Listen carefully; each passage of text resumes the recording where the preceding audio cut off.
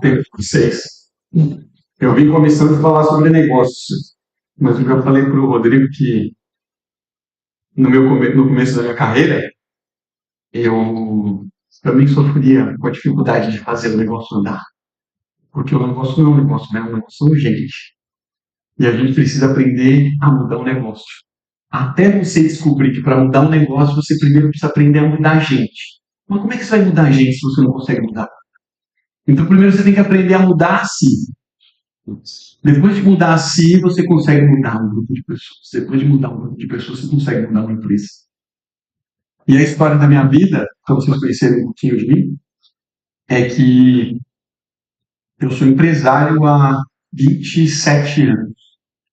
Minha vida inteira foi isso. Só que antes de ser empresário, eu fui programador. Então, o meu negócio era aceitar computador e programar o dia inteiro. Essa era a minha vida. Eu não fui programado para falar com seres humanos, eu fui programado para falar com máquinas. Eu não tinha relação com gente. Eu gostava de ficar no computador, no fone de ouvido, quieto. Sou uma pessoa introspectiva, sou tímido em muitos momentos. E, de repente, eu me encontro aqui, na frente de um monte de gente, palestrando. Não foi algo programado, foi acontecendo. A minha história, então, começa nos negócios. Como eu comecei na tecnologia cedo, eu aproveitei esse boom, cresci muito rápido, porque eu entregava resultado técnico. Quando eu entregava o resultado, eu falava, então você é o chefe, agora precisa fazer as coisas acontecerem. Começa a tocar aí. E aí eu comecei a lidar com gente, com seres humanos. E eu não sabia como é que fazia para as pessoas entregarem, precisavam ser entregues. E eu sofri muito, apanhei muito tempo da minha vida tentando entender como é que eu juntava a gente. E aí, em um determinado momento, os desafios começaram a crescer. Né? Os meus primeiros negócios deu muito certo, depois de quase quebrar, mas a gente teve que replicar para todos os países da América Latina. A gente comprou uma empresa no Canadá, a gente foi para alguns países da Europa, a gente foi para muitos países e muito rápido. Então, imagina eu, com 23 anos de idade, diretor dessa empresa, viajando o mundo inteiro, tendo que falar 3 idiomas, nunca tinha falado além do português. Então, para mim, foi muito desafiador, porque vocês podem imaginar que ali foi onde eu errei tudo que tinha para errar. Tudo que eu tinha para errar foi ali. Foi a minha maior escola. Em contrapartida, quando olham para a minha história, eu falo assim, não, mas o lugar mais incrível que você passou foi o Nubank, né? Porque eu entrei no Nubank quando eu estava no comecinho. Fui sócio do Nubank. Peguei essa preparação até o Nubank se tornar uma empresa pública. O Nubank, em 7 anos, ele saiu do zero a uma empresa de 45 bilhões de dólares. Então, assim, não tem como não ter sido um lugar incrível, claro que foi. Mas não foi o lugar que eu mais aprendi. Porque o lugar que eu mais aprendi era onde eu mais tomei porrada. É onde eu não estava preparado para a vida. Então, todas essas minhas trajetórias foram me levando para um lugar. O primeiro lugar era, eu precisava aprender como é que eu mudava as minhas empresas. Só que, ao mesmo tempo, eu não sabia como mudar a si e eu não conseguia mudar as pessoas. Era muito desafiador. Eu chegava para as pessoas, explicava, desenhava o processo, elas faziam 2, 3 dias, daqui a pouco voltavam no mesmo patamar, fazendo o que sempre foi feito. E aí eu falei, tem alguma coisa que eu não estou enxergando. E uma das coisas que move a vida é a dor, né? Usualmente a gente acha que a gente aprende com os nossos pais, com os nossos professores, com os nossos mentores. Se fosse assim seria ótimo, mas as maiores lições da minha vida a gente aprende aonde? Errando, na porrada, na dor. Usualmente é na dor. E eu, por ter sido atleta profissional, programador, a vida do programador é 0 e 1. E a vida não é 0 e 1. Disciplinado, empresário, programador. Chegava com os problemas, enxergava os problemas de uma forma muito simplista, até descobrir que a vida não é assim. Só como é que eu vou descobrir? Na porrada. Eu descobri meu mestre, eu tinha por volta de 17 anos, não em vida, espiritualmente, Paramahansa Yogananda. Desde então eu estudo, eu fui iniciado em Kriya Yoga, eu vivo a filosofia hindu há muitas décadas na minha vida. Só que uma coisa é você entender o que é o mundo espiritual e entender que nós somos um corpo, que habitamos um corpo temporário que terá que ser devolvido. Nós entendemos alguma coisa em relação à vida. Mas quando você olha para a vida terrestre, aqui são outras complexidades. Porque estamos num plano terrestre, um plano espiritual, que ele tem um certo grau de dificuldade. E esse certo grau de dificuldade estabelece onde nós estamos em relação à nossa evolução espiritual.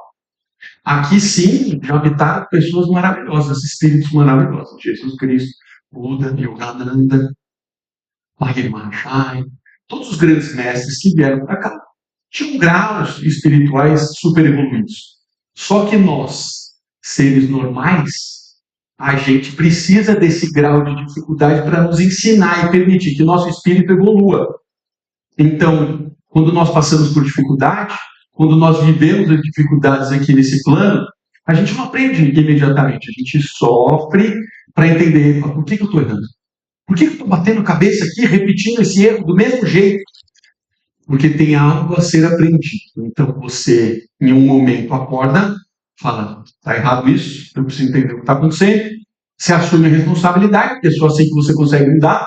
Enquanto você estiver culpando os outros, o mundo, você não consegue mudar, porque então o problema não é seu. Na hora que você traz o problema para si, então você consegue mudar. E na hora que você muda, você ultrapassa esse problema. E aí você tem uma evolução espiritual.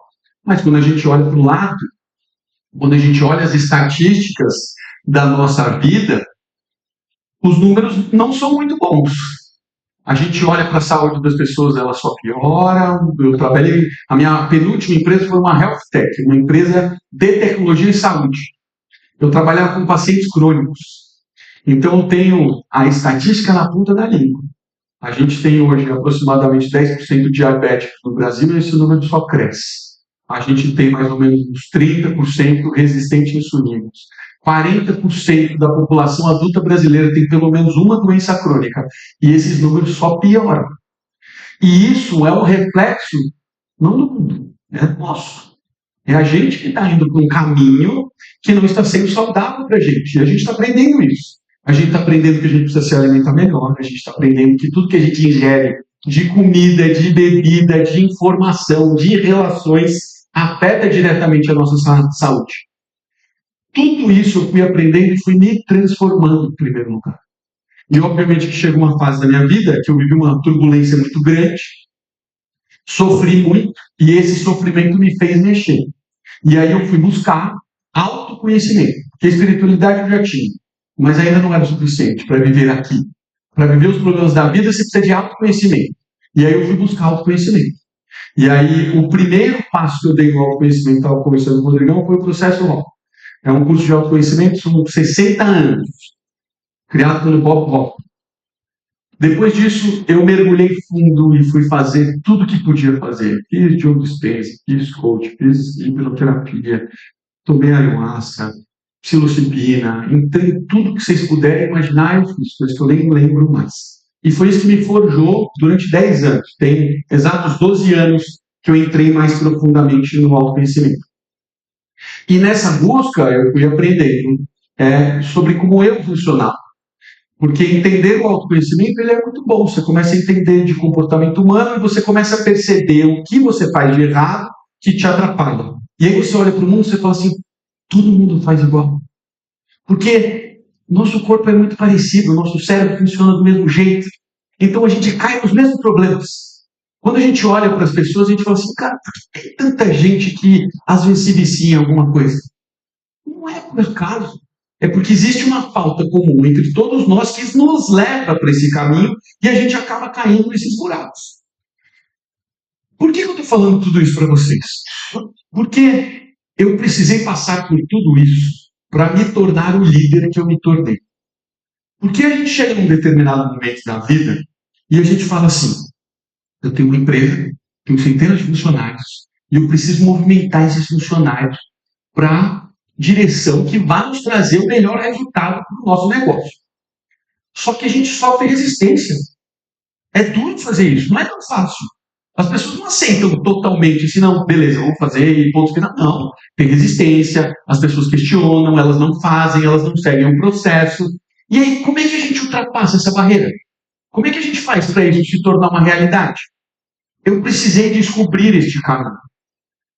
E este caminho é pela transformação do ser. Então, eu tenho muitos casos de sucesso na minha vida de pessoas que chegavam até mim, que trabalhavam até mim, completamente desacreditados da vida.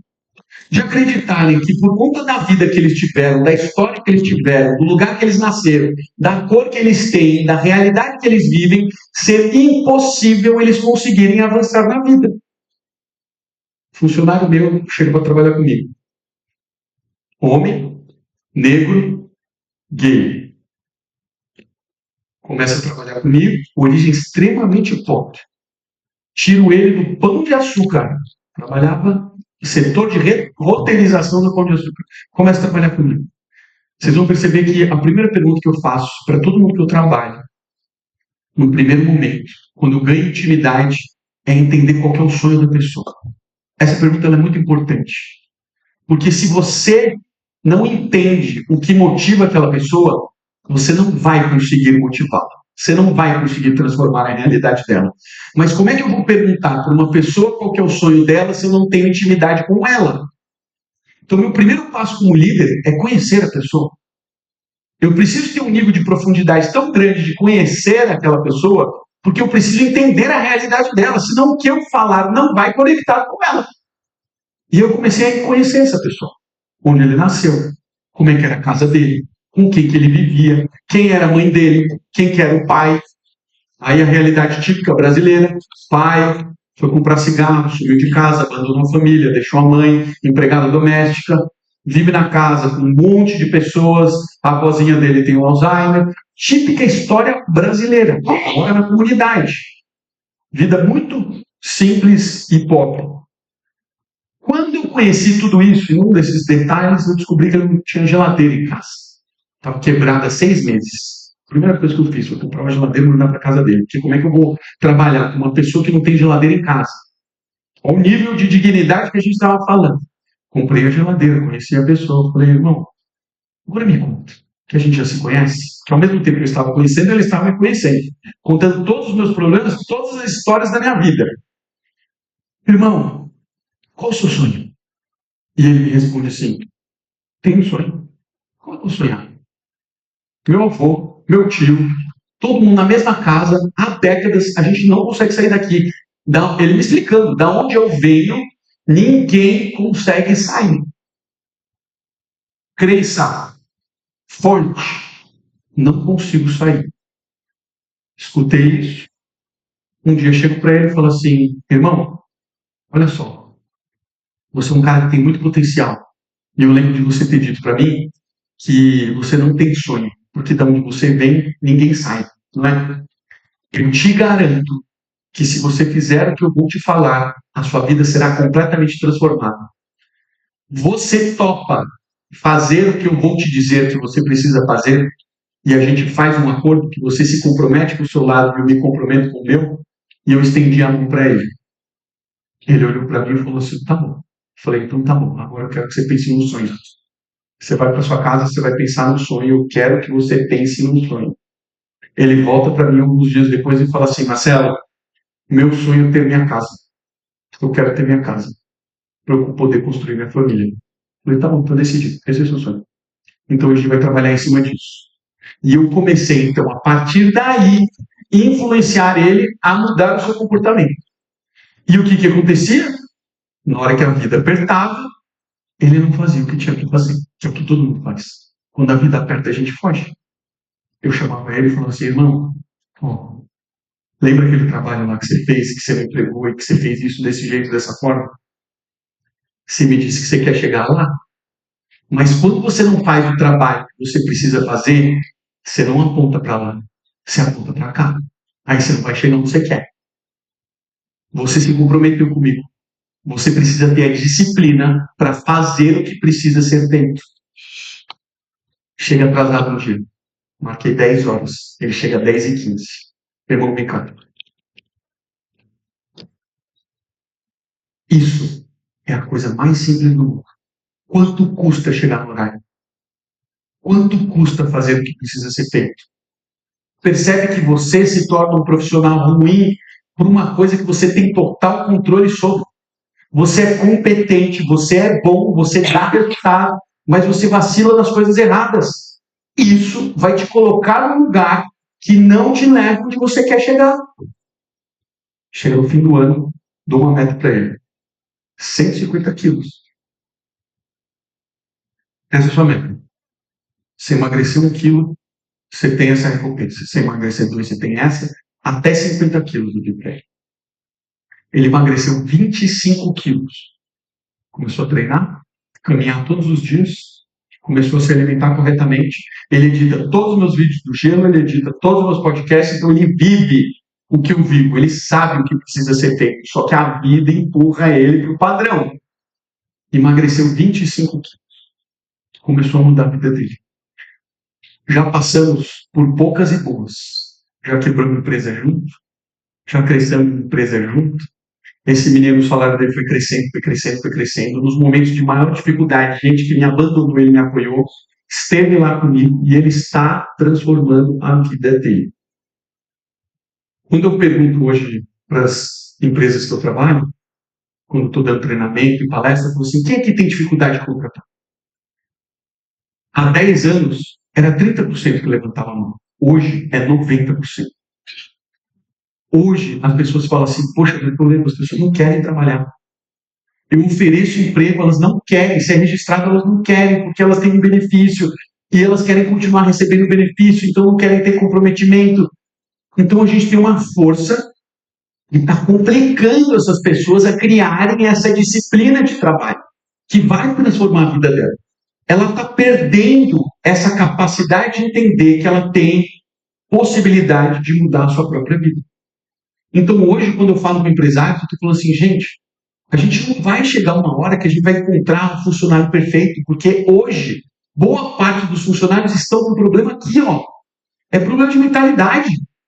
E se a gente não tiver a capacidade de transformar a mentalidade dessas pessoas, a gente não vai ter funcionário bom na nossa empresa. A gente vai ficar lutando com essa cabeça que foi moldada das pessoas e a gente não vai conseguir mudar os nossos negócios. Eu comecei a aplicar isso na minha vida, eu comecei a aplicar isso nos meus negócios. As pessoas começaram a mudar e os meus negócios começaram a mudar. Quando eu trabalho com uma pessoa nova, o Rodrigo falou, acabei de abrir uma clínica com minha esposa. Ela já tinha uma clínica no interior, se mudou para São Paulo, casamos, montamos uma clínica juntos. Veio um novo funcionário. Toda errada. Cabeça toda errada. Cabeça de culpar, nunca assumir a responsabilidade, se atrasa o tempo inteiro, vem com todos os vícios que todo mundo tem. E se a gente não tiver capacidade de ser inteligente, trabalhar essa mentalidade do jeito certo, a gente vai travar. Porque o que muda o ser humano é ele querer. Não consegue se mudar uma pessoa se ela não quer mudar. Só que para a gente mudar precisa do quê, gente? Como é que a gente muda? A porrada, a gente já falou. Mas o que mais que a gente precisa? Que outra forma a gente muda? A gente precisa de consciência, mas o que te motiva? Você tem vontade, né? Você não tem que estar com vontade? Vontade e interesse de transformar a sua vida. Vou colocar isso lá em cima, pode ser? Você lembra? Bom, obrigado. A gente precisa ter vontade, a gente vai mudar na porrada, a gente vai sofrer, isso vai nos puxar para a gente se transformar, mas a gente também consegue mudar com motivação. Se a gente estiver muito motivado, a gente transforma a nossa vida, se a gente quiser. Então, a motivação, ele é um gatilho. Obrigado, Rodrigo. Mas ele, por si só, não transforma, né? Precisa ter continuidade. Precisa de muita continuidade. Todos aqui são empresários? Levanta a mão quem é empresário, só para eu ver. Agora, pode baixar. Vou fazer algumas perguntas. Quem tem até 5 funcionários? Levanta a mão. Quem tem até 10? Quem tem até 100 funcionários? Tá, então tá bem espalhado. Beleza. Vejam só. Quais são as 3 coisas que nós, como donos de negócio, fundadores, precisamos nos preocupar para transformar o nosso negócio? Isso é muito importante a gente saber, porque se a gente não sabe qual é o nosso papel, a gente vai se concentrar na coisa errada. 3 coisas que são fundamentais que a gente precisa se concentrar. Primeira delas, alguém chuta? Qual seria? Muito próximo disso. Quem falou isso? Muito próximo disso. E eu chamo, sabe do quê? Cadu? Cultura.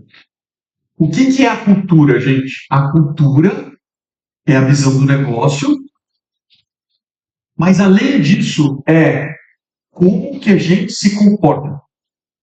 Tudo que a gente repete na nossa empresa é a nossa cultura, é o nosso jeitão de levar a empresa adiante. Então, nós somos responsáveis por estabelecer e cuidar da cultura dentro da nossa empresa. Segundo, para a gente ter uma cultura forte, o que vem? Próximo disso, começa com P, mas não é propósito. Uma empresa é o quê? Pessoas. Pessoas. Então, nosso trabalho é garantir que a gente tenha pessoas, mas não só pessoas. Pessoas certas e nos lugares certos. Muitas vezes a gente tem a pessoa certa no lugar errado. Muitas vezes a gente tem a pessoa errada. Porque a pessoa que nós esperamos dentro da empresa só precisa ter dois elementos. A gente só espera duas coisas das pessoas que trabalham com a gente. Um que todo mundo sabe de cor, que é o quê? Precisa dar resultado. Pessoa dentro da empresa precisa dar resultado. Esperamos então que as pessoas deem resultado. Independente de onde você estiver, a gente precisa dar resultado. Segunda coisa que a gente espera, que ela siga a cultura. Seguir a cultura significa, primeiro, não seja um idiota, trate as pessoas bem, tenha um bom comportamento. Tenha um bom comportamento. Faça o que está alinhado à nossa cultura. A nossa cultura estabelece o como nós trabalhamos. Aqui está dizendo, ó, nós trabalhamos assim. Para quê? Para a nossa visão. O cara falou. Nós temos uma visão. Queremos chegar lá, mas não a qualquer custo. Queremos chegar lá protegidos pelos nossos valores. Nós acreditamos que é isso aqui que dá valor para o que a gente faz. Porque se a gente olhar para trás e olhar o histórico do nosso trabalho e a gente ver mortos e feridos no meio do caminho, a gente não vai ter orgulho, não vai ter valido a pena. Então a cultura nos protege. Terceiro, essa é a parte chata. Eu amo, mas é a parte chata que a maior parte das pessoas não gosta. Sabe o que é? Está dentro de processos.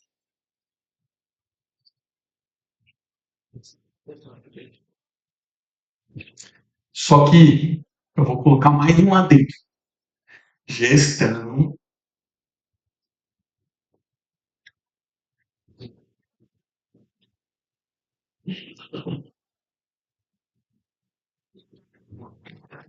Sabe por que isso? Porque se a gente não sabe onde a gente está, a gente não tem como gerir. Não tem como a gente melhorar aquilo que a gente não consegue mensurar. Boa parte das empresas erra exatamente aqui. Tenta fazer gestão, mas não tem o dado. E aí trabalha, se esforça, se dedica, mas não vê se está melhorando ou não. Não, a gente precisa da bússola. Dentro de um negócio precisa ter uma bússola.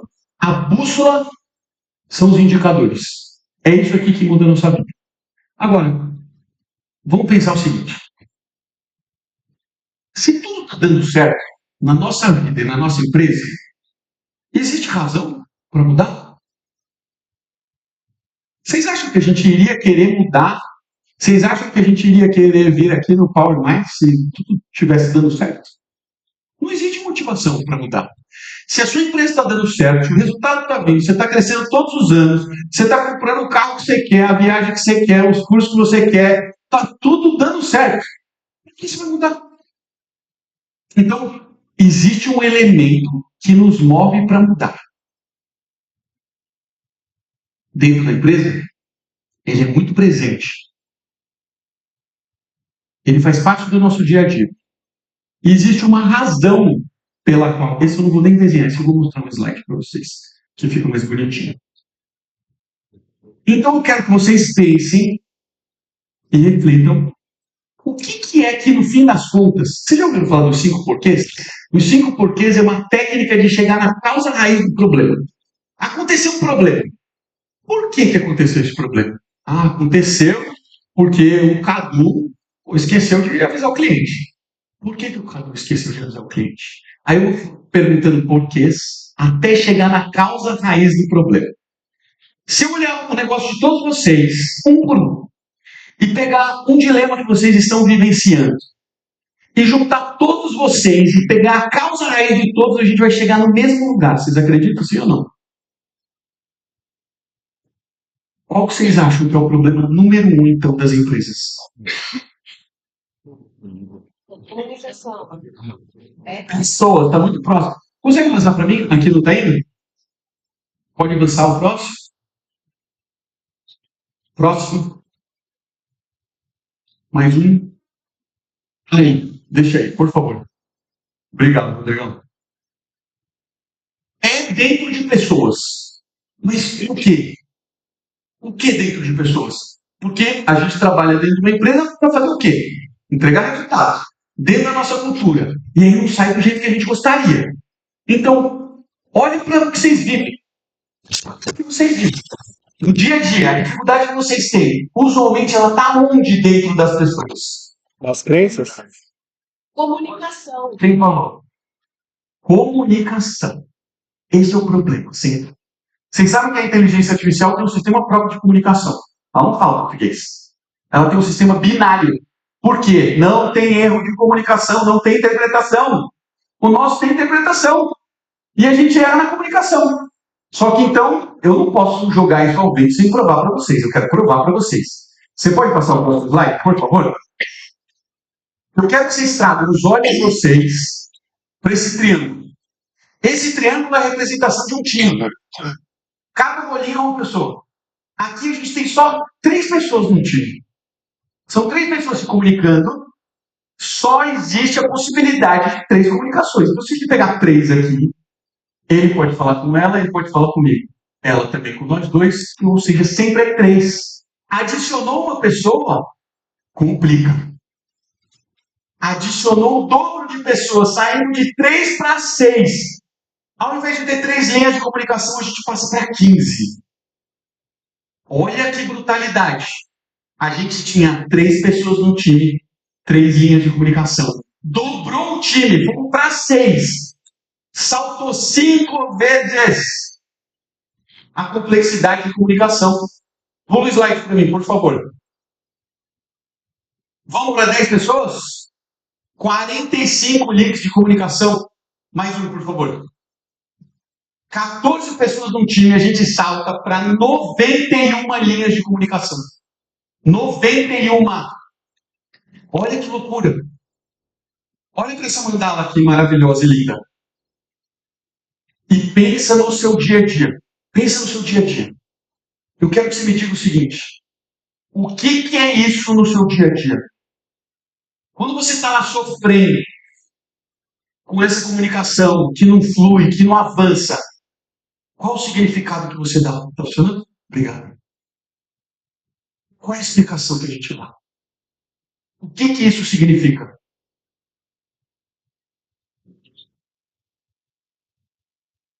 Comunicação truncada significa o quê? Falta de clareza, falta de direção, que traz o quê? Distanciamento dos resultados, erro, desalinhamento, Prejuízo. retrabalho. Isso tudo significa o quê?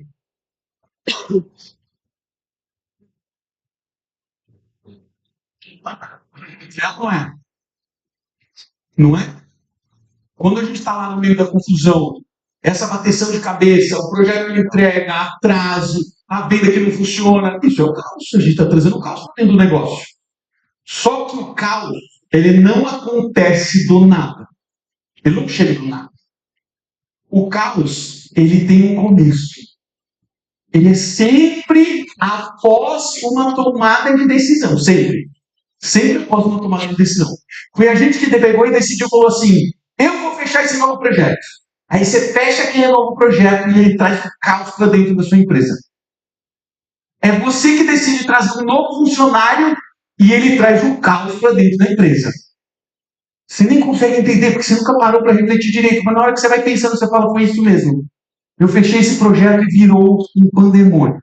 Eu trouxe esse funcionário e ele causou aqui dentro, não encaixou direito. Entregou resultado, mas ele segue a cultura. Problema. Caos. O que combate o caos? A ordem. Exatamente. Então, nosso trabalho é... A gente precisa saber detectar o caos. E a gente precisa saber domar o caos. Então, o caos está aqui, a ordem está aqui. Onde deveríamos estar? Aqui. Esse é o nosso trabalho. É aqui que a gente precisa buscar o tempo inteiro. Então, percebe uma coisa. Quando a gente começa a trabalhar dentro de uma empresa e a gente começa a entender que o caos nasce após uma decisão nossa, a gente começa a entender que dentro da empresa existem áreas que são predominantemente caos e áreas que são predominantemente ordem. Me fala uma área que é predominantemente ordem. Financeiro. Meu amigo, é um planejamento financeiro que você quebra. É um fluxo de caixa que você quebra. Faz uma estruturação de um projeto de investimento que você vai fazer, você vai dizer que você não quebra. Financeiro, predominantemente ordem. As pessoas que trabalham lá, predominantemente ordem. Se você bota uma pessoa que é predominantemente caos dentro de uma área que é caos, certo. Quais são as áreas predominantemente caos? Olha para a sua empresa, você já sabe. Qual é a área predominantemente caos? Onde está o problema? Vendas. Vendas. Vendas e marketing para mim é a mesma coisa. Área de vendas. Produção. Só tem duas coisas que uma empresa faz. A gente que vai inventando nome bonito pro resto das coisas. Ah, é o financeiro, é o RH, é pessoas. Não, amigo, a gente só faz uma coisa. A gente só vende e entrega. É só isso que a gente faz. Tem como por isso. Então a gente tá vendendo. Onde vai entrar o caos? Na venda e na entrega. Todo o resto é acessório. Todo o resto é para tentar ajudar a esse caos não ser formado. É para isso que a gente trabalha. Se a gente vende mais aqui para o caos, a gente tem um problema no nosso negócio. Porque ao permitir que o caos se desenvolva, a gente começa a ter risco da nossa marca, a gente começa a ter burnout nos nossos funcionários. Ninguém vem de graça. Primeiro vem o caos. Está estressante, eu estou preocupado, eu estou cansado. Boa parte dos empresários que vêm até mim, eles fazem duas perguntas. Eu quero saber como é que eu vendo minha empresa. Você acha que ele está querendo vender a empresa ou você acha que ele está querendo fugir do caos? Segunda coisa que ele faz para mim, eu quero saber como é que eu contrato um CEO. Você acha que ele quer contratar um CEO ou você acha que ele está querendo fugir do caos? É fuga. Ele não vai conseguir nenhum dos dois se ele não aprender a fazer. Se eu não sei como faz, não sei como contratar, muito menos como gerir. Não vai funcionar, você vai ter que aprender essa parada. Depois que você aprender essa parada e você arrumar a sua empresa, aí sim, você faz o que você quiser. Mas usualmente, você não vai querer, porque você aprendeu a fazer. A gente fica dando voltas no mesmo lugar porque a gente não entende os elementos que trazem ordem para a nossa empresa. Não sabemos. Caos demais, então, é ruim. E quando a gente escuta a palavra caos, é algo negativo, certo? Sim ou não? Sim. Caos é ruim pra gente. Então o que a gente quer? Queremos nos afastar a qualquer custo. Mas percebe uma coisa, gente. Absolutamente tudo de novo que a gente faz na nossa vida, o caos não vem junto. Como é que a gente vai mudar se a gente não for adicionar um pouquinho de caos? O caos, ele é necessário à vida. O caos é necessário dentro de uma empresa. Necessário. A gente não pode fugir dele o tempo inteiro. A gente precisa saber administrar ele. Porque nosso trabalho é adiciona um pouquinho de caos, bota a ordem.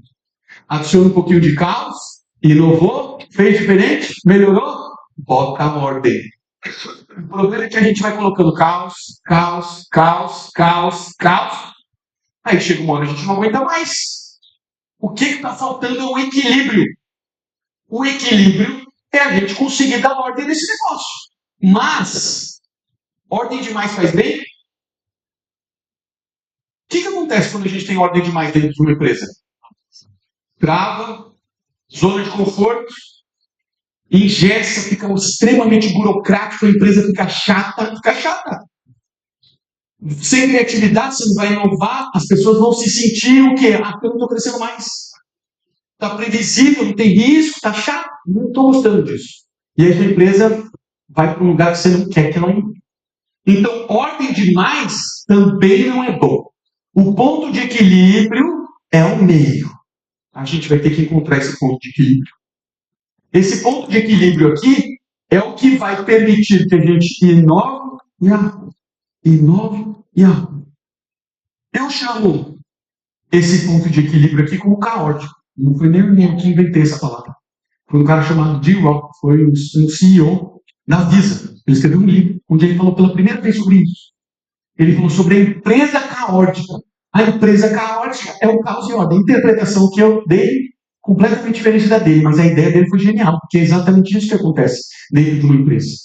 Agora, todos vocês que já têm negócios, vocês trabalham com indicadores, não trabalham? Vocês não trabalham com dados? Quando a gente começa a querer trazer maturidade para a nossa empresa, a gente não começa a ficar obcecado com relatório, com indicador e etc. Não é assim que a gente fica? Pois é. A gente começa a ficar obcecado com o número.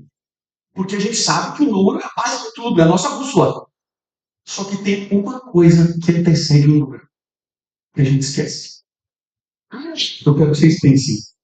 Pensa na sua empresa antes do número mudar. Você está ali no seu dia a dia e você estava programado para entregar um projeto. E esse projeto deu tudo errado. Tudo errado. Você perdeu o cliente, você perdeu o faturamento, perdeu receita. Você olhou lá no indicador, você olhou e falou assim, caramba, perdi receita, aumentou meu churn, perdi um cliente, o número mudou. Mas o que veio antes do número? Pessoas em que situação? Pessoas no caos. Então, o que antecede o problema no indicador? O caos. O caos é um sinalizador de que se você não arrumar, vai dar ruim no indicador. Você está tendo a oportunidade de mudar antes de ter o problema. Se você liga o radarzinho do caos e você percebe que o caos está nascendo, a primeira coisa que você faz é vai lá e coloca a ordem. Se você ignora o caos, você persiste, é assim mesmo, e você vai persistindo, o caos vai gerar um efeito colateral, que é ele vai dobrar a dor. Quando ele dobra a dor, agora você vai ver o número errado. O número vai cair, você vai ter um impacto, vai doer de verdade agora. Antes era só sendo a dor. Agora não, agora é pá. Então a gente precisa começar a ter a habilidade de detectar o caos. Porque o caos é o princípio do problema. Princípio do problema. Isso daqui é o que resolve os nossos problemas. Saber colocar ordem. Só que existem pessoas dentro de uma empresa que elas são muito boas de seguir. Elas não sabem colocar a ordem. Se você vai lá e coloca a ordem, estabelece tudo que precisa estabelecer para ter ordem, ela sabe seguir. Mas ela não sabe colocar a ordem. Vocês sabem o que traz ordem numa empresa. Vocês já fazem isso. O que traz ordem dentro de uma empresa? Processo, o que mais? Melhoria da comunicação, o que mais? Estrutura, eu chamo de estrutura de processo, né? Melhorar a nossa estrutura, o que mais? Clareza no objetivo. Mais disciplina, ter rituais, melhorar seu planejamento, ter clareza para onde você quer ir, como você vai chegar lá. Engajado. Então, percebe, a gente sabe o que traz ordem. A gente tem muita clareza no que traz ordem. Eu vou traduzir em 3 passos para a gente.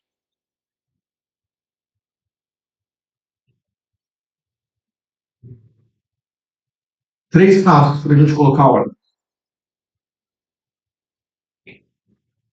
Primeiro, a origem, né? sempre nas pessoas.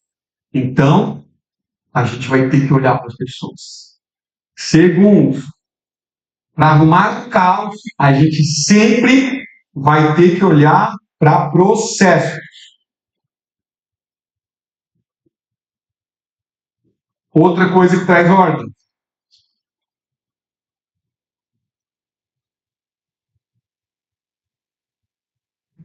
Tecnologia.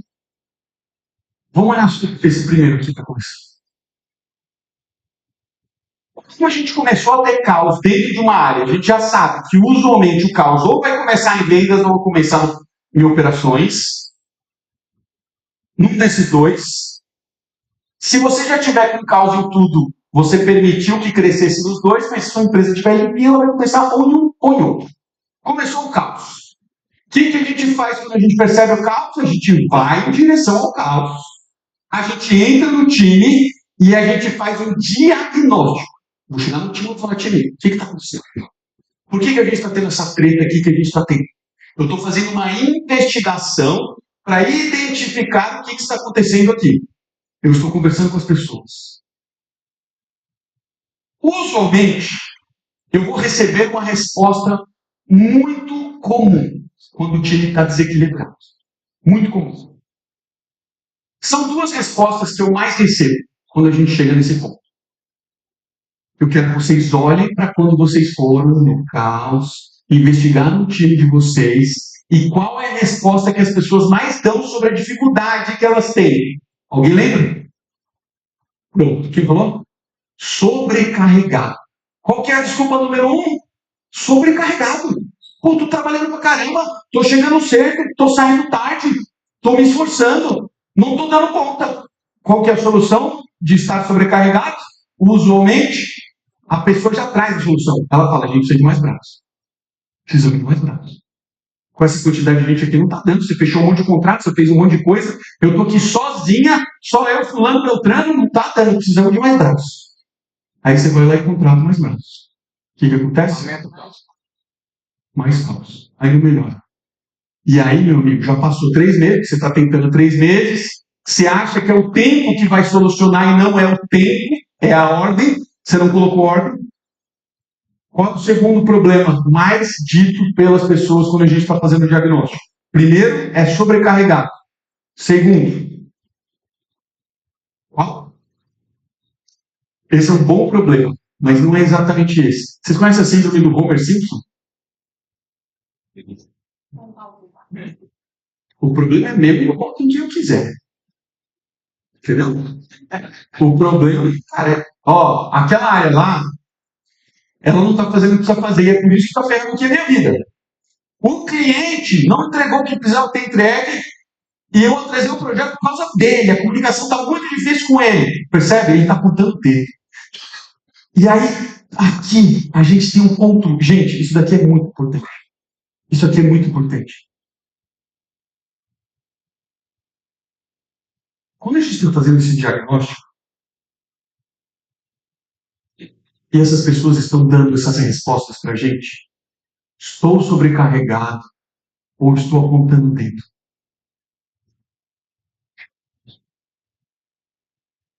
Isso daqui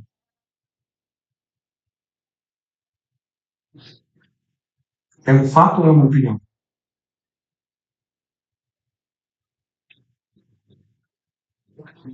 Estou sobrecarregado. É um fato ou uma opinião? Depende? Depende do quê? Quem falou dados? Dados. Veja só. O que está acontecendo aqui nessa área? Que a gente está sofrendo, está batendo cabeça e não está conseguindo entregar resultados. Estou sobrecarregado. Me mostra o dado. Me prova com dados de que isso daqui é uma verdade. Porque se a gente tiver dados, o fato só pode ser proveniente dos dados. Não tem como ter uma verdade se ela não é fundamentada. Se você acredita numa opinião, boa parte das áreas que estão mal estruturadas, elas não estão fundamentadas em dados, logo é uma opinião. E usualmente a gente está acreditando numa opinião, a gente está contratando um novo funcionário, a gente não consegue saber como é que as pessoas estão trabalhando, que acontece? Eu acreditei numa opinião. Vou dar um exemplo real para vocês entenderem o que eu estou falando. Contei para vocês que eu acabei de inaugurar uma clínica, março, 15 de março, eu inaugurei uma clínica. Minha esposa nunca fez nada. A clínica dela chegou a faturar 500 mil reais. Não contem isso para a Receita, por favor. Chegou a faturar 500 mil reais. Quando ela veio para mim, ela nunca tinha recolhido imposto.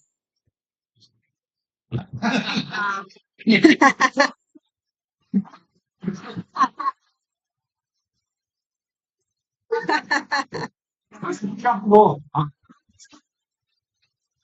Eu entrei. Fazia tudo errado. Tudo errado. Não tinha a menor gestão. Não recolhia imposto direito. Não tinha o que precisava ter. Por quê? Porque ela é técnica, ela é dentista, o negócio dela é harmonização facial. Ela é excelente profissional, mas ela não é empresária. Aí, quando eu entrei, eu comecei a arrumar a empresa. A gente tem um funcionário na empresa, que eu automatizei tudo com inteligência artificial e no software que eu desenvolvi 100% do software da nossa clínica.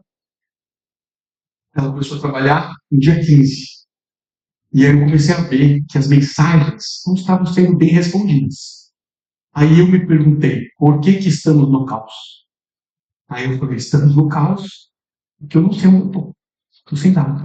Então a primeira coisa que eu fiz, eu produzi um relatório para começar a me dar visibilidade de tudo. Hoje você entra aqui no dashboard de metas, ele me mostra tudo que eu tenho de meta, mas o trabalho dela ele me mostra quantas mensagens respondidas por WhatsApp por hora. Quando eu implantei o relatório, sabe como era o relatório? Um pico às 11 da manhã e outro pico às 3 da tarde. Ela não estava trabalhando o dia inteiro, ela trabalhava 2 horas por dia.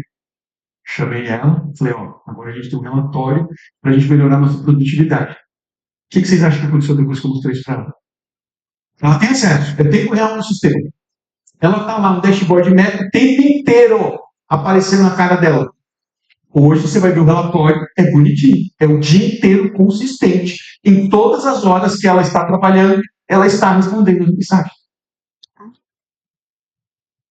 Se eu tivesse acreditado no que ela me dissesse, que ela estaria sobrecarregada, eu iria trazer mais gente. Essas pessoas iriam ter o mesmo comportamento, vocês vão entender por que elas teriam esse comportamento. Eu iria acreditar na opinião, e essa opinião não resolveria o problema, porque eu não tenho a bússola. O número é a bússola. Sem número eu não consigo mudar a cultura, eu não consigo trazer ordem. É aqui que a gente está. A gente está chegando então à seguinte conclusão. Isso aqui é muito importante. As pessoas que deixaram o caos crescer dentro da empresa, usualmente um time, esse time aqui deixou o caos acontecer dentro da empresa, eles não estão deixando porque eles são sacanas, não. Eles estão deixando porque eles não sabem resolver. Eles não chegaram ali e falaram assim, o caos está vindo. Que da hora. Deixa ele vir. Deixa o pau quebrar. Eles não estão fazendo isso. As pessoas usualmente estão tentando resolver. Só que tem gente que não sabe resolver o caos. Ela não sabe. Você chega para a pessoa, ela está te respondendo. O problema é que eu estou sobrecarregado e ela realmente acredita que ela está sobrecarregada. Só que ela está fazendo 1 milhão de coisas que não importam. Ela não tem foco. Ela está gastando tempo. Vem para mim e fala assim, não estou respondendo porque eu não estou podendo fazer isso. Então tá bom. Então vou começar a mensurar isso daqui e vou ver quanto tempo tomar. Isso pode ser verdade, porque isso é um fato. Eu estou olhando nos números. Eu estou vendo onde ela está gastando tempo. Percebe? Então, a base é nós entendermos o seguinte. As pessoas que permitiram que eu entrasse no caos, usualmente, na maioria das vezes, não serão as pessoas que te tirarão do caos. Entendam isso. A gente fica a vida inteira tentando sair do caos com a pessoa que permitiu que entrasse no caos. Ela não é tiradora do caos. Se você arrumar processo, sistema, software, que foi o que eu fiz, eu entreguei para ela, ela está voando. Ela não sabe sair do caos. Mas se eu der estrutura de trabalho para ela, ela sabe. Fica mais fácil. Então entendam, existem pessoas que sabem sair do caos. E existem pessoas que não sabem. Se a sua área entrou no caos, provavelmente ela não saberá sair do caos sozinha. E aí o que a gente faz? Demite as pessoas? A gente vai precisar de um interventor. Eu vou precisar fazer uma intervenção temporária. Eu fui um interventor na minha empresa. Eu fui lá, descobri a treta, descobri que estava faltando dado, coloquei o dado, com o dado eu descobri o que estava acontecendo, treinei ela, preparei ela e ela conseguiu dar continuidade. Eu fui lá, fiz uma intervenção, questionei as pessoas, implantei processos, coloquei tecnologia e tirei o caos. Eu saí, eu não estou lá. Ela está ficando sozinha agora. Eu dei independência para ela andar sozinha. Quando ela sair uma vírgula do processo, meu sistema grita, porque toda semana nós temos reunião, todos os dias eu estou olhando o sistema, como no começo, é uma fase muito importante esse começo, todos os dias eu estou olhando e estou dando feedback. Fulano, ó, essa hora aqui caiu demais, isso aqui você esqueceu, isso daqui deu problema. Por quê? Porque ela precisa entender qual que é a nossa cultura. Isso é cultura. É isso que é cultura. Isso aí. O que é processo?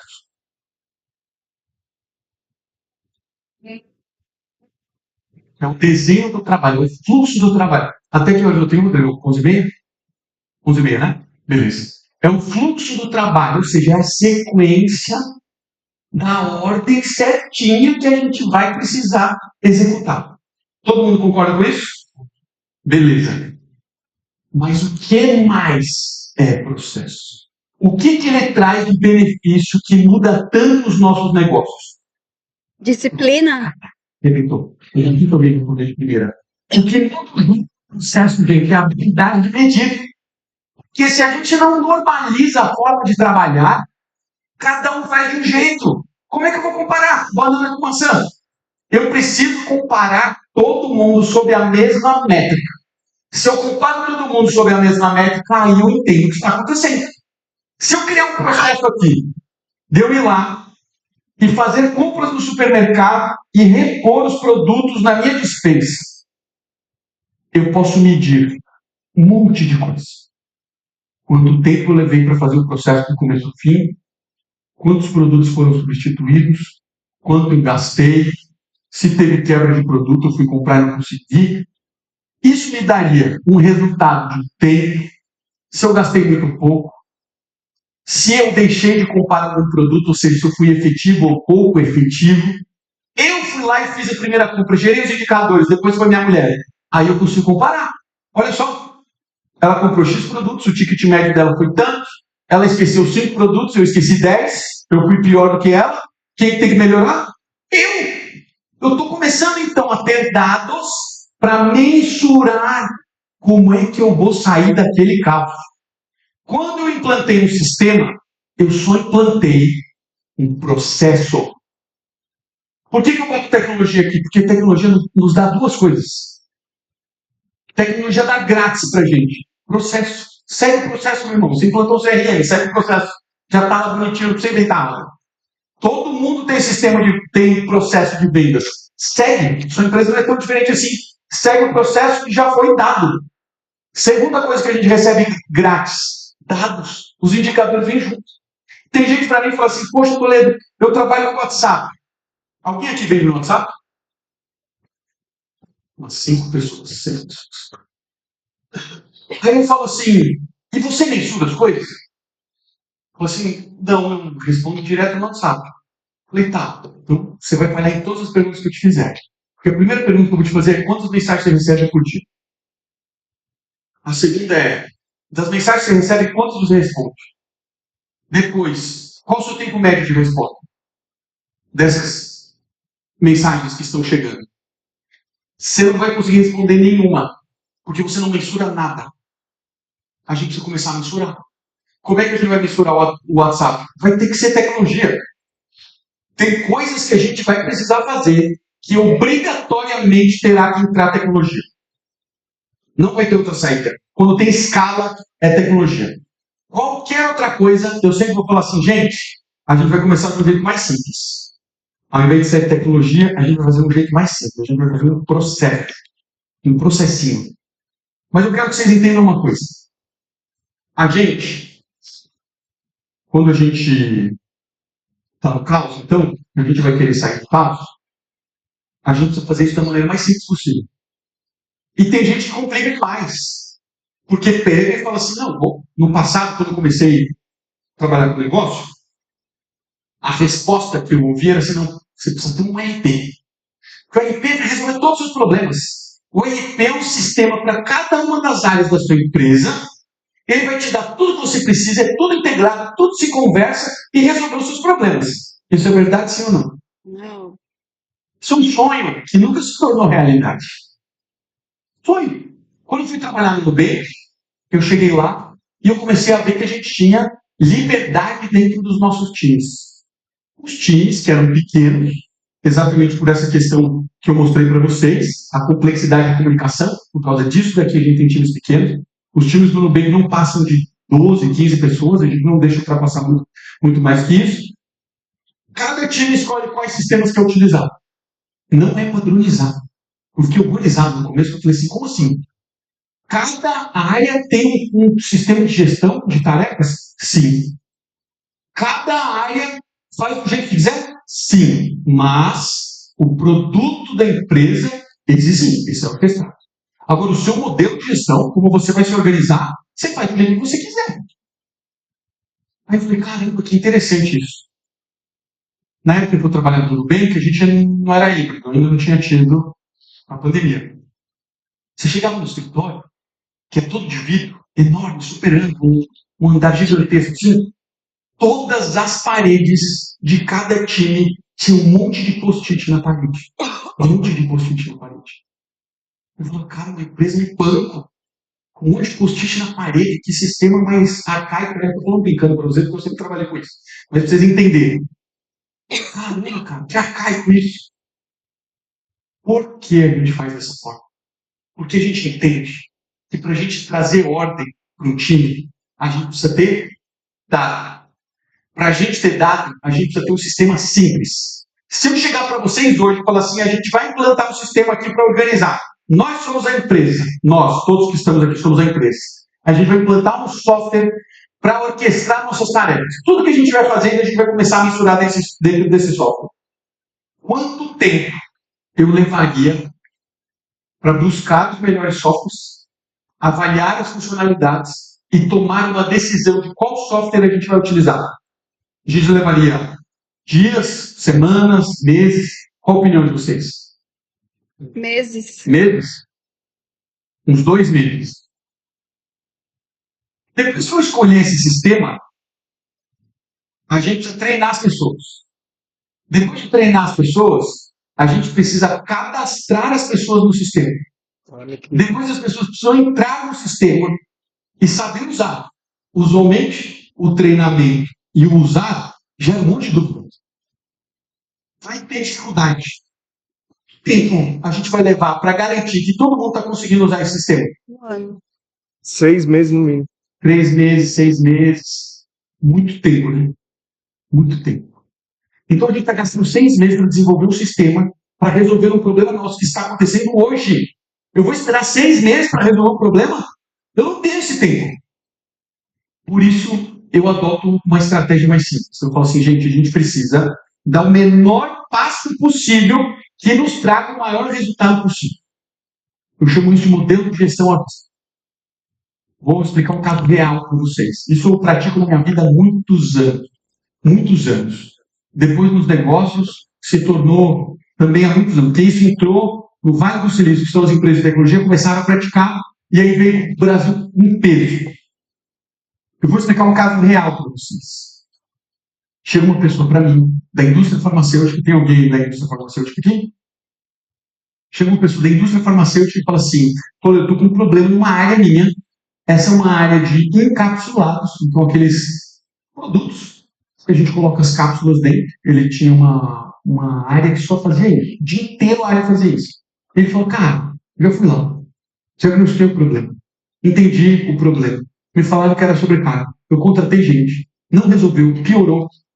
Aí chegou uma hora, eu cansei, demiti o líder. Depois que eu demiti o líder que veio, demitiu todo mundo lá dentro, trouxe pessoas novas, não resolveu o meu problema. Contratei outra pessoa e eu estou aqui agora sem saber o que fazer, porque eu já estou na segunda mudança e eu não sei o que eu faço para resolver isso. Aí eu falei, me explica qual que é o problema. E aí, de forma resumida, ela falou assim, o problema, Toledo, é que a gente vende e a gente só entrega atrasado. Eu não consigo entregar no prazo. Tem uma parte que eu consigo, mas boa parte está chegando atrasado o tempo inteiro, a gente não consegue resolver isso. Você pegar aqui 30% dos meus pedidos saem atrasados sempre. Isso é muito frustrante. Eu preciso ajustar isso daqui. Sentei contigo e comecei a trocar ideia contigo. Para fazer um diagnóstico. Quando eu fiz um diagnóstico do trabalho que as pessoas fazem, eu falei assim, então, turma, a gente vai fazer, a partir de agora, geração de dados. Como é que a gente vai fazer isso? A gente vai criar um modelo de gestão à vista. Peguei um quadro branco desse, uma caneta piloto desse, e eu desenhei o seguinte modelo. Eu desenhei isso daqui, ó.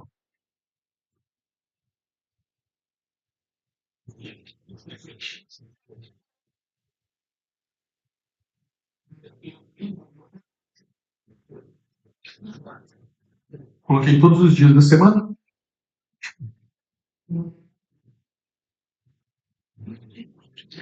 Peguei as pessoas que trabalhavam lá e coloquei um por um. Um por um. Fulano. Ciclano.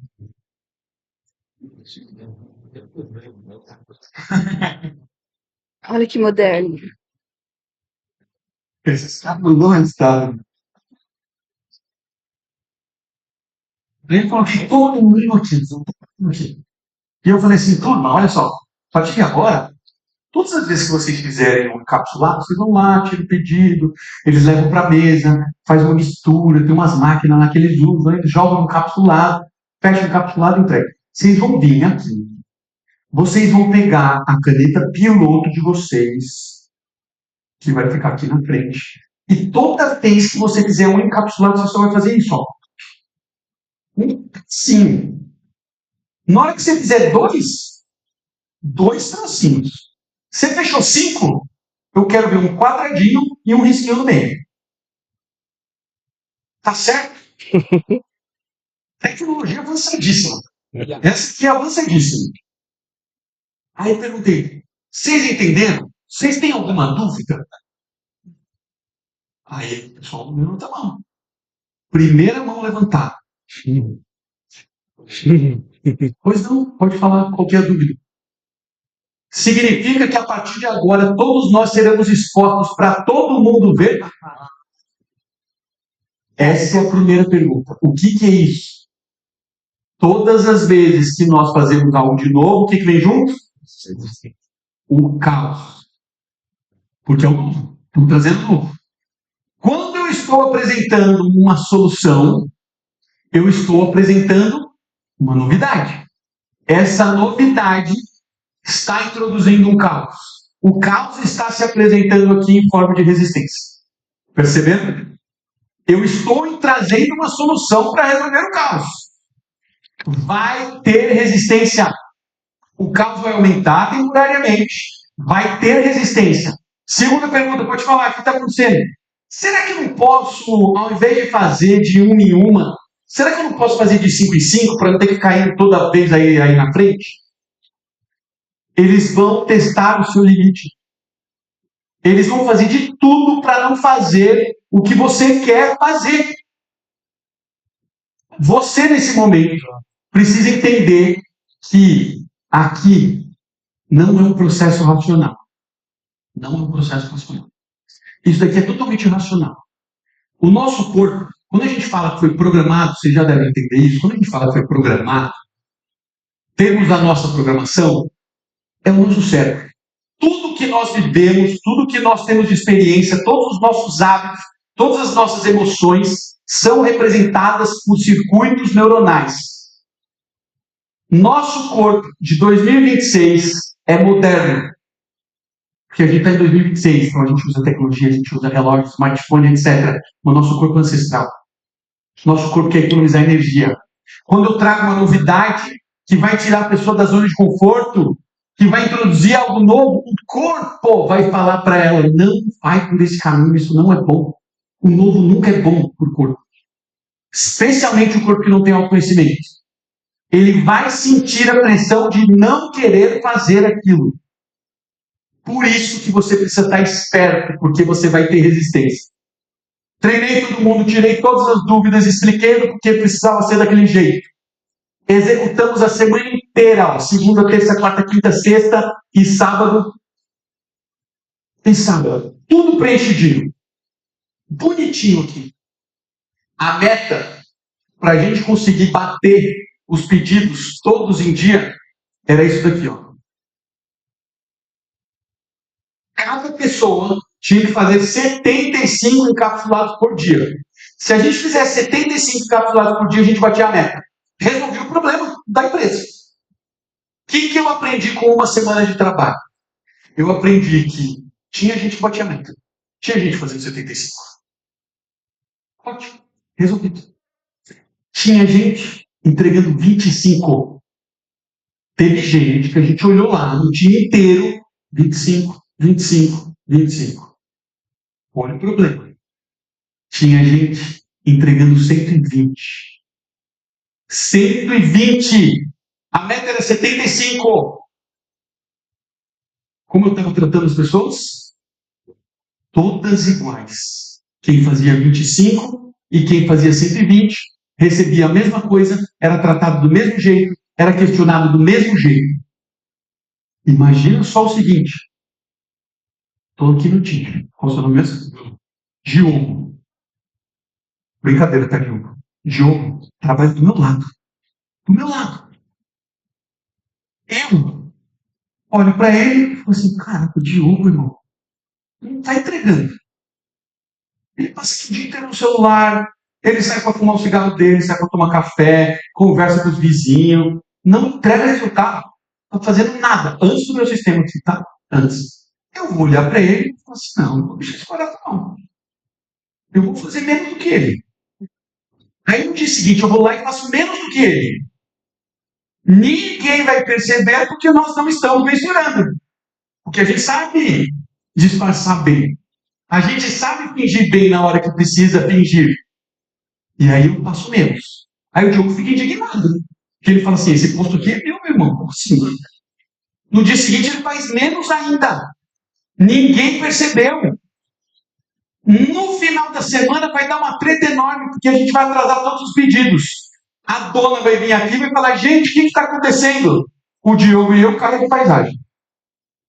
Estamos sobrecarregados, gente. Tá muito difícil. Tá muito. Nossa, estamos chegando cedo. O Diogo aqui, ó, a gente tá se matando, né, não, Diogo? Aí o Diogo reforça, aí a gente vai, ó, percebe. O caos é uma névoa que abriga os frouxos. E frouxo não é ofensa, frouxo é a ausência de força. Quem é frouxo está maravilhado com o caos. Porque eu posso ser protegido pelo caos. Ninguém vai descobrir o problema. As pessoas vêm aqui e me perguntam qual que é a treta. Eu falo que a treta é o outro. É a sobrecarga. Ela tenta resolver, ela não consegue, eu estou protegido. Agora, quando eu apresento isso, e uma pessoa vai lá com isso, e me apresenta 25, gente, eu coloquei o nome dela na lousa. Ela foi lá e me entregou 25. Responde uma coisa para mim. Vocês acham que o fato de eu ter criado isso daqui e colocado o nome das pessoas incentiva elas a trabalharem mais, sim ou não? Sim. Então, se teve gente que fez 25, como é que foi antes? Muito pior. Vocês estão entendendo que só o fato de eu colocar um sistema de gestão à vista, o comportamento das pessoas mudam. Se você colocar um número para todo mundo ver, muda tudo. É isso que muda. Pode perguntar. Excelente pergunta. O que vocês acham que vai acontecer com todos os funcionários que estão trabalhando sob este modelo antes disso? Estou sob o caos. Qual que é o incentivo que a gente tem? Zero. Eu estou me esforçando, eu estou entregando 120, ninguém está vendo, eu ainda estou tomando bronca pelos outros. Eu, que sou bom, eu não vou aceitar isso. Eu vou pegar minhas coisinhas e eu vou embora para alguém que me valorize. Porque eu sei que eu sou melhor do que tudo isso. Logo, vocês acham que vocês vão terminar com quais funcionários? Os de 25, hein? Os piores funcionários é os que vão permanecer. Infelizmente. Eu não estou querendo assustar vocês. Eu só estou dizendo que se vocês estão trabalhando há muito tempo sem modelo de gestão orientado a indicadores, a probabilidade de vocês estarem com gente muito ruim é grande. Porque elas estão escondidas. E temos um agravante nessa história, que eu vou explicar para vocês já já. Essas pessoas vão sair e cuidar das suas vidas, as boas. As ruins vão ficar. Por quê? Porque elas não precisam se esforçar tanto. Elas não estão querendo. Elas estão numa fase de vida que elas não querem. Elas estão embaixo da desculpa, elas não assumiram responsabilidade da vida delas, elas não entendem que se elas se esforçarem, elas mudam a vida delas. Então, é muito comum eu dar um treinamento. Eu dei muitos anos de treinamento de G4, já dei treinamento para milhares de pessoas, gente. Teve uma vez um cara chegou depois de um treinamento de um dia inteiro comigo. Ele falou assim, eu já entendi, eu já sei exatamente o que eu vou fazer. E ele falou com uma convicção tão grande, que eu falei, cara, o cara entendeu tudo, né? Eu falei, mas conta aí pra gente, o que você vai fazer? Ele falou, eu vou demitir todo mundo. E ele falou, sério. Eu falei, não, cara, calma, você tem que ir com calma. É um passo de cada vez. Eu ainda não tinha explicado como fazer. Mas ele já estava entendendo, pensando e refletindo de quanta gente ruim tinha na empresa dele. E a gente não faz isso de uma vez. A gente primeiro implanta um modelo de gestão à vista. Aí o que a gente faz aqui? O que a gente faz por 120? Incentiva eles. Fala, irmão, você é fera. Você está entregando 120, parabéns. Agora eu vou te remunerar por isso. Quanto mais você entregar, mais resultado você vai ter financeiro. Toma aqui, parabéns. O que a gente faz com o ruim? Com os 25? Chega na meta, tchau. Treina, primeiro treina. A gente nunca quer punir as pessoas. A gente quer salvar as pessoas, em primeiro lugar. Só que, para ser salvo, precisa querer. Então a gente vai tentar salvar. A gente vai lá, a gente vai pegar um 120. Irmão, você é um gênio. Treina aqui meu time que está fraco. Vê se o processo deles não está bom. Vê o que precisa ajustar. Porque se uma pessoa consegue fazer, 2 pessoas conseguem fazer, 3, todo mundo deveria conseguir fazer. Traz a técnica, treina as pessoas, gruda lá neles, faz o que precisa fazer. Depois testa. Todo mundo me pergunta assim, Toledo, quanto tempo eu espero para uma pessoa mudar? Antes de você escutar minha palestra aqui, você falaria o quê? Quanto tempo a gente precisa esperar para uma pessoa mudar? 3 meses? É isso que eu costumo escutar. 3 meses, 1 mês, 2 meses. Com isso aqui em mãos, em quanto tempo vocês acham que a gente precisa ter mudança de comportamento das pessoas? 30 dias. Imediato. Eu trabalho com 1 semana. É assim, pessoal, ó, essa foi a nossa fotografia, isso está muito ruim. Nosso plano de ação vai ser treinar as pessoas, incentivar as pessoas. Botamos tudo em pauta. Semana que vem, turma, a gente precisa melhorar esse número. A gente fez aqui, estou chutando, tá, gente? A gente fez 750, na semana que vem a gente vai ter que fazer 900, tá bom, turma? Essa é a nossa meta da semana que vem. Eu preciso ver a mudança na semana que vem. E eu não posso esperar que a mudança aconteça magicamente. A mudança precisa vir porque eu estou vendo. Eu estou chegando na metade do dia, meio-dia. Quanto tem que estar no número aqui? Metade de 75. Se não tiver metade de 75, estamos errados. Quem está na metade de 75? Pô, todo mundo aqui na metade. Esses aqui não estão. Galera, vem cá. Vem cá. O que está acontecendo? Vocês precisam de ajuda? O que está faltando para vocês conseguirem entregar a meta? A gente vai ter que focar, a gente vai ter que ser disciplinado. Porque a gente esquece de uma coisa muito grande, gente. A gente costuma falar de meta. Quando você pergunta para uma pessoa assim, quanto você fatura na sua empresa? O que usualmente ela responde? A meta do quê? Do ano. Eu faturo X milhões no ano. Mas elas esquecem uma coisa muito importante. Um ano de faturamento é representado por 12 meses. 12 meses de faturamento é representado por 4 semanas cada um. Cada semana é representado por um dia. Vocês já ouviram falar que a gente tem camadas de gestão numa empresa? Vocês já viram um vídeo no Instagram falando que você precisa sair do estratégico e sair do operacional e do estratégico. Já ouviu isso, sim ou não? Beleza, eu vou explicar para vocês o que é isso. Ano, estratégia. Mês, estratégia. Semana, tático. Dia, operacional. Tático. Desculpa, gente. Estratégia. Esquece isso aqui, ó. Estratégico. Tático. E operacional.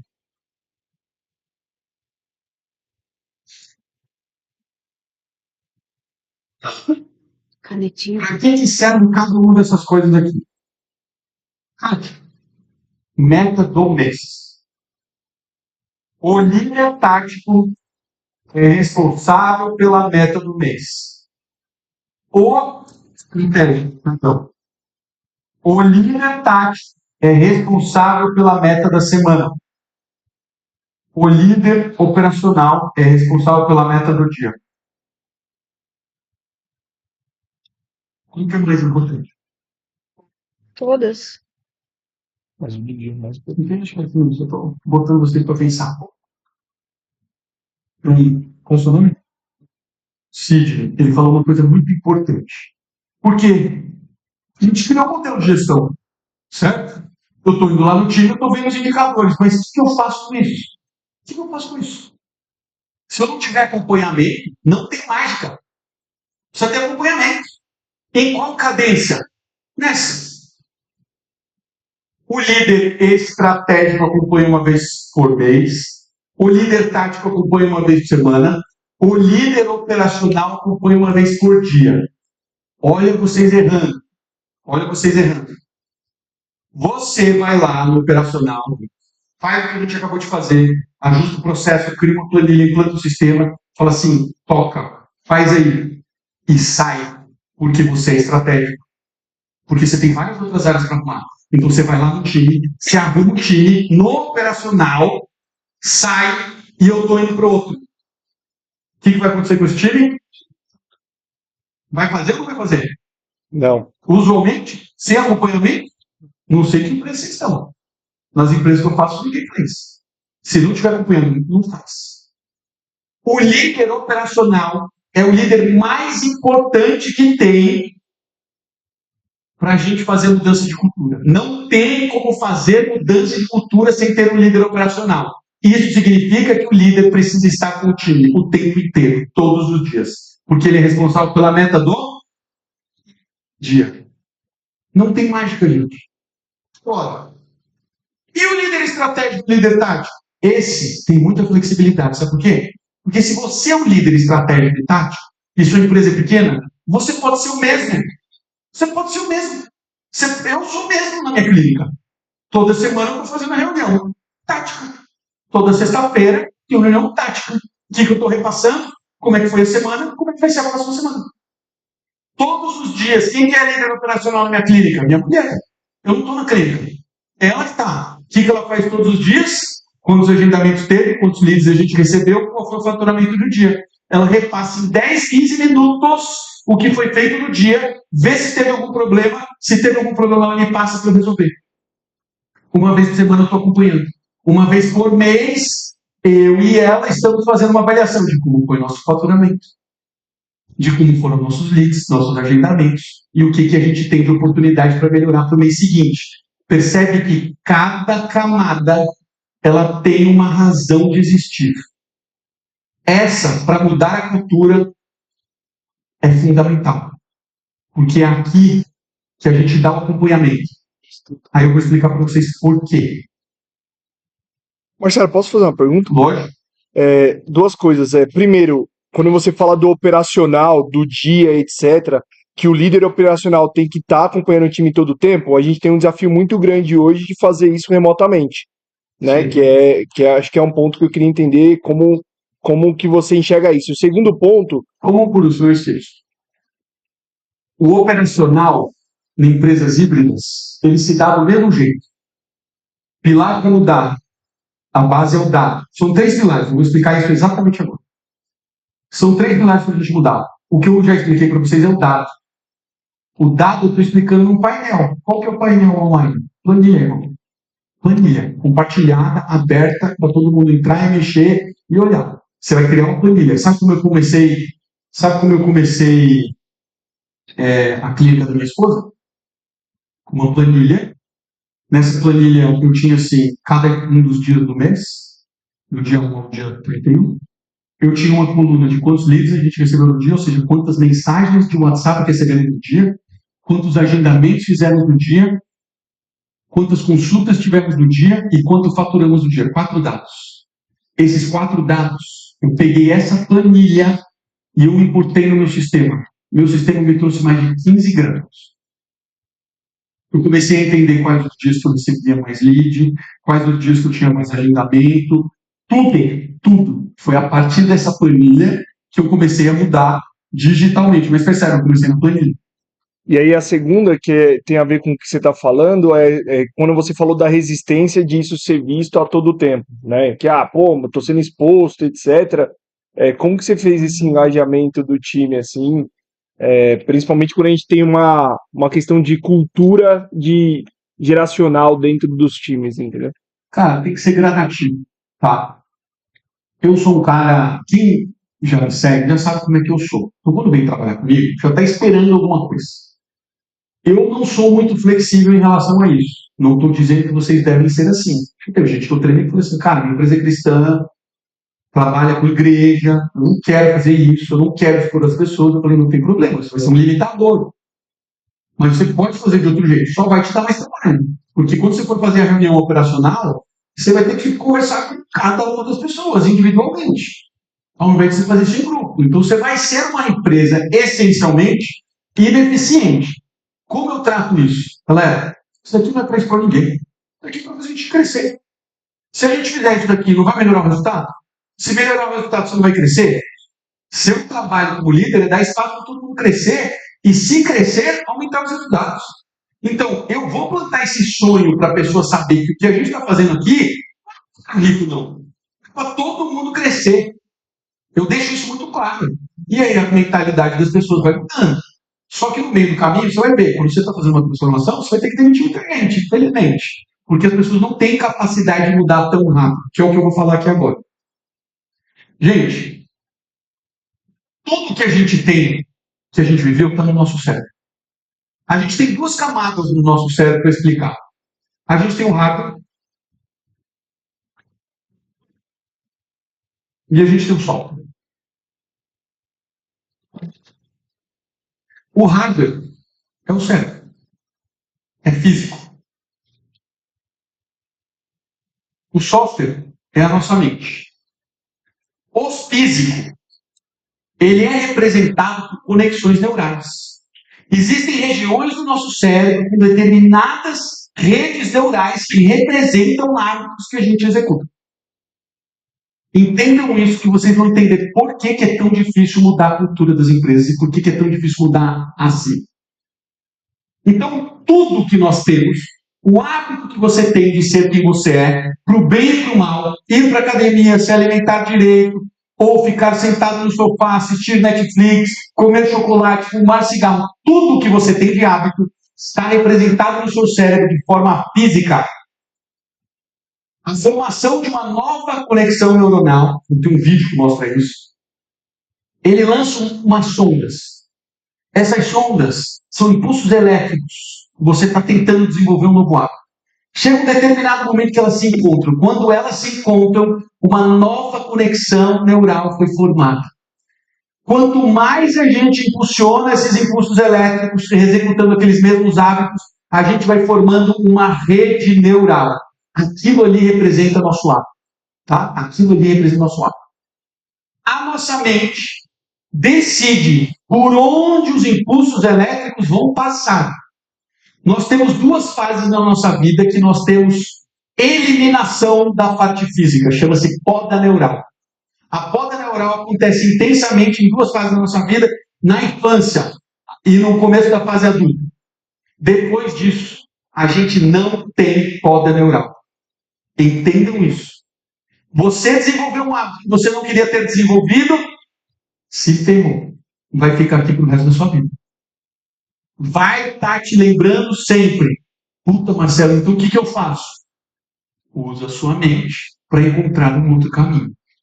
Este novo caminho vai ser fortalecido, o caminho antigo não utilizado vai ser enfraquecido.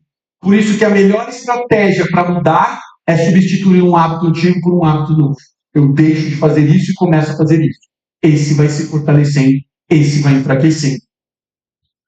Quando vocês estão chegando para uma pessoa e falando assim, turma, nossa cultura da empresa era trabalhar assim, sem dados, sem sistemas, sem orientação, sem ritual, sem nada. Agora a gente vai ter que trabalhar assim, com um dado, com um sistema, com um ritual de acompanhamento. O que eu estou dizendo para as pessoas é, vocês vão ter que mudar o seu comportamento, vocês vão ter que desenvolver um novo hábito. Você vai ter que criar uma nova rede neural que represente aquele comportamento. Acompanhe aqui comigo. Logo, mudar a cultura de uma empresa é um processo fisiológico. Estão captando? Sim ou não? Mudar a cultura de uma empresa é um processo fisiológico. Eu preciso dar tempo do hardware formar este caminho neuronal. Se não tiver essas conexões, o corpo vai estar puxando para não fazer, porque nosso corpo é ancestral e ele quer economizar energia. Quanto tempo leva para a gente formar um hábito? 30 dias? 21 dias? Quase um ano?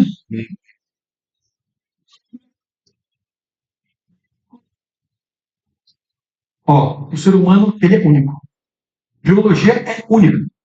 O estudo mais recente e mais importante sobre hábito, ele diz que, em média, das pessoas estudadas, foram 66 dias.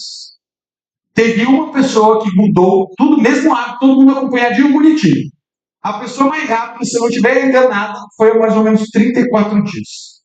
A pessoa que mais levou tempo, no mesmo estudo, foi mais de 200 dias. E aí você vai lá e muda a cultura da sua empresa e espera que as pessoas mudem de um dia para o outro. Você está entendendo por que muda? Porque a gente precisa, em média, de 66 dias para construir um novo hábito no cérebro. Se você vai lá, passa 2, 3 dias com a pessoa, achando que ela vai mudar, não vai. Não é consciente, é inconsciente, é o corpo dizendo não. Não faça, não vá, não vai ser bom. Para a gente encerrar e não tomar muito tempo, 3 coisas que são fundamentais, então, para vocês levarem em consideração para mudar a cultura da empresa de vocês.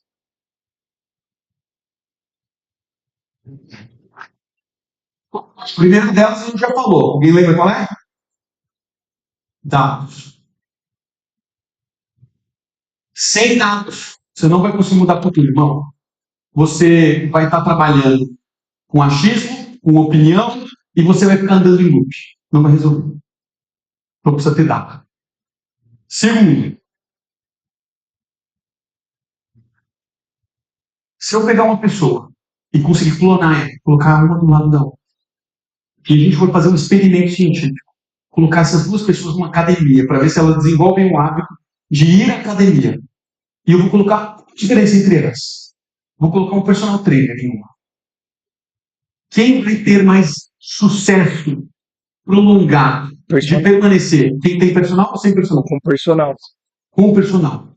Por quê?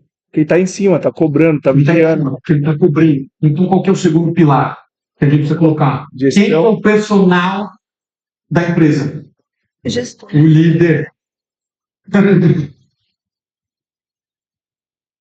O segundo pilar, o líder. A gente tem dado, a gente tem um líder operacional. O que está faltando nesse quebra-cabeça? Que eu falei aqui por último. Tecnologia? As pessoas, né? Tá certo. Tá? Atenção. E isso daqui é o quê? Ritual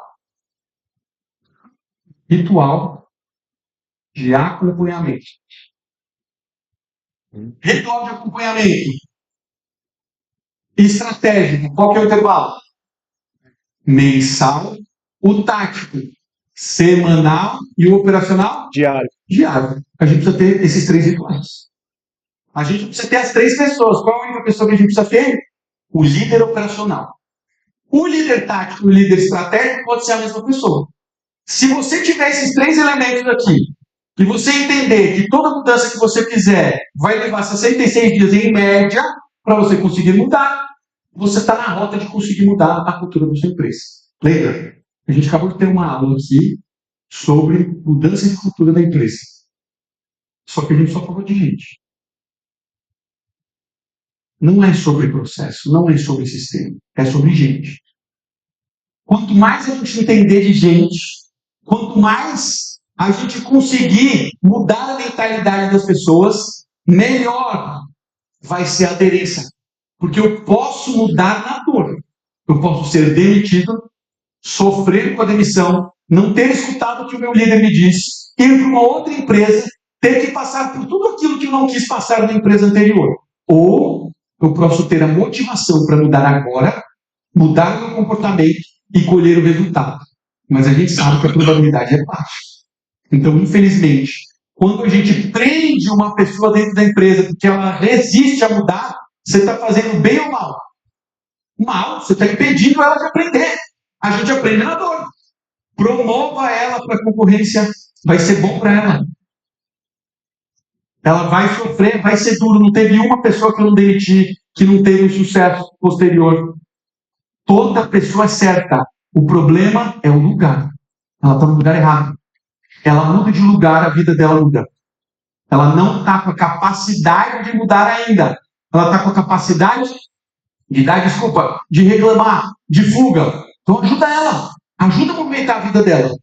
E se você tiver capacidade, ajuda na mentalidade. Para a gente encerrar, gente, eu vou fechar com uma frase que eu gosto muito, que diz o seguinte. Deixa eu tirar isso daqui da frente. Você não é capaz de decidir o seu futuro. A gente não tem esse poder de decidir o nosso futuro. A gente tem o poder de decidir os nossos hábitos. E os nossos hábitos que decidem a nossa vida. Muito obrigado, gente. Eu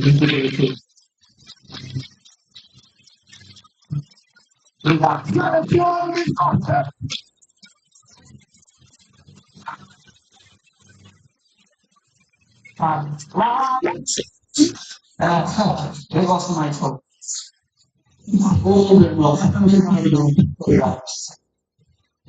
Valeu, bro. Obrigado. Valeu. Tchau,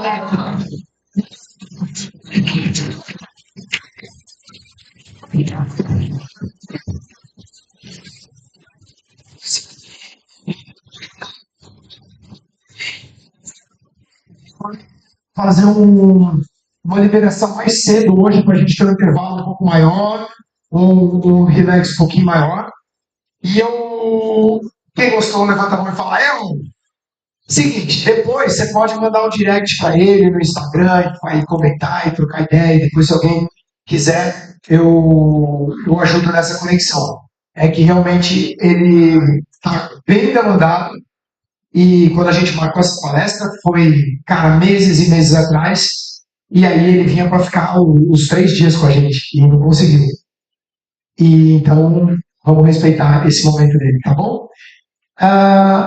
Chegou o momento de eu falar para vocês, eu dei uma mudada aqui no cronograma para ficar mais leve para todos. E chegou o momento de falar para o pessoal dos Power Minds que estão completando o ciclo, que a Camila vai passar para você a renovação e vocês vão escolher a decisão de continuar ou não com a gente. E aí eu quero fazer um convite para vocês. Se você tiver qualquer desafio, vem conversar comigo. Não tem ninguém que eu não queira que renove.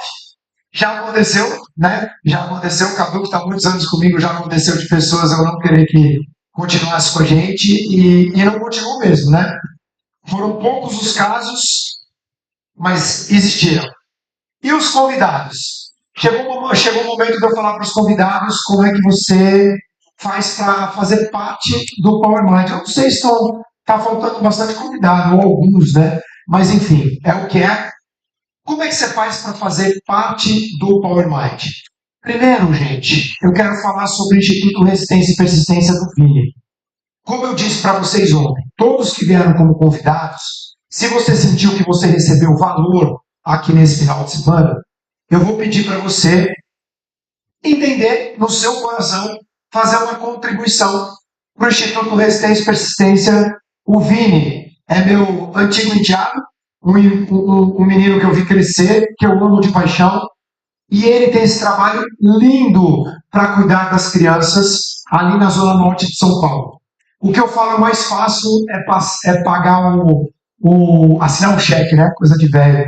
Mas o mais fácil é você fazer o Pix. Difícil é você pegar, ir lá e conhecer mesmo. E alguns aqui já tiveram a oportunidade de ir no Instituto. Quem já foi no Instituto Resistência e Persistência aqui? Alguns de vocês. Eu tive a oportunidade de ir várias vezes lá e o trabalho dele é sério.